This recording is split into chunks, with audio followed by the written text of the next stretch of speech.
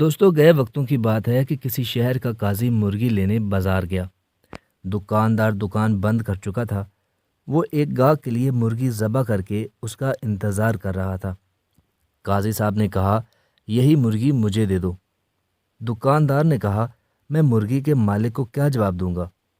قاضی صاحب فرمانے لگے، گاہک سے کہہ دینا مرغی اڑ گئی، بات بڑھے گی تو معاملہ میرے پاس ہی آئے گا۔ دکاندار نے مرغی قاضی کو دے دی اور کچھ ہی دیر میں وہ گاہک آن پہنچا جس کی مرغی تھی۔ مرغی طلب کرنے پر دکاندار نے بتایا کہ بھیا مرغی تو اڑ گئی۔ وہ نہ مانا اور دکاندار کو پکڑ کر قاضی کے پاس چل دیا۔ راستے میں دو افراد جھگڑا کر رہے تھے۔ دکاندار بیچ بچاؤ کرانے لگا تو اس کی انگلی لڑنے والوں میں سے ایک شخص کی آنکھ میں لگ گئی، جس سے اس کی ایک آنکھ ضائع ہو گئی۔ وہ یہودی تھا، سو وہ بھی اپنا معاملہ لے کر قاضی کی طرف ساتھ ہی چل پڑا۔ دکاندار بہت پریشان تھا کہ مرغی کے معاملے میں تو قاضی بچا لے گا، مگر اس معاملے میں کیا ہوگا؟ دکاندار سوچ سوچ کر اتنا پریشان ہوا کہ اچانک ہاتھ چھڑا کر بھاگا اور مسجد کے مینار پر چڑھ کر نیچے کود گیا۔ نیچے ایک بوڑھا شخص کھڑا تھا۔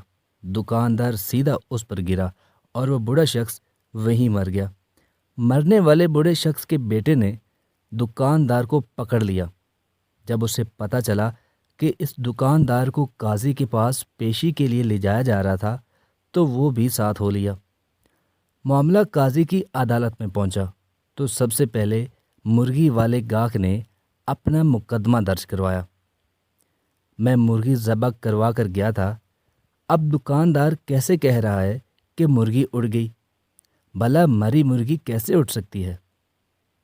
قاضی نے مدعی کو غصے سے دیکھا اور کہا، کیا مرنے کے بعد دوبارہ زندہ ہونے پر تمہارا ایمان نہیں ہے؟ یہ بات سن کر وہ ڈر گیا کہ کہیں کفر کا فتویٰ نہ لگ جائے۔ اس نے کہا، بالکل، میں مرنے کے بعد دوبارہ زندہ کیے جانے پر یقین رکھتا ہوں۔ قاضی نے جواب دیا، تو مرغی کے زندہ ہونے پر کیوں یقین نہیں رکھتے؟ بیچارہ کیا کرتا، قاضی کے سامنے فیصلہ تسلیم کرنے کے سوا اور کوئی چارہ بھی نہیں تھا۔ اب قاضی کے پاس دوسرا مقدمہ تھا کہ دکاندار نے ایک یہودی کی آنکھ پھوڑ دی تھی اور یہودی قصاص کا طلبگار تھا۔ چونکہ یہودی کے لیے قصاص آدھا مقرر تھا، اس لیے قاضی صاحب نے فیصلہ سنایا۔ دکاندار نے یہودی کی ایک آنکھ پھوڑی ہے، اس لیے نصف قصاص دشوار ہوگا۔ بہتر ہے کہ دکاندار یہودی کی دوسری آنکھ بھی پھوڑ دے اور یہودی بدلے میں نصف قصاص یعنی دکاندار کی ایک آنکھ پھوڑے گا۔ فیصلہ سنتے ہی یہودی کی تو سٹی گم ہو گئی کہ اگر دوسری آنکھ بھی چلی گئی تو کہیں کا نہیں رہوں گا۔ سو اس نے اپنی جان بچانے کے لیے دکاندار کو معاف کر دیا۔ اب تیسرے مقدمے میں بوڑھے کا بیٹا قاضی کے روبرو پیش تھا۔ قاضی جی نے معاملہ توجہ سے سنا اور فیصلہ سنایا۔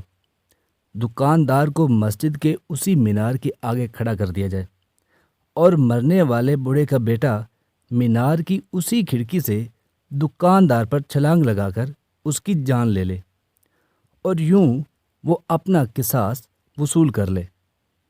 یہ سن کر مرنے والے بوڑھے کے بیٹے نے کہا، قاضی صاحب، اگر دکاندار ذرا سا بھی ادھر ادھر ہو گیا تو میری اپنی جان چلی جائے گی۔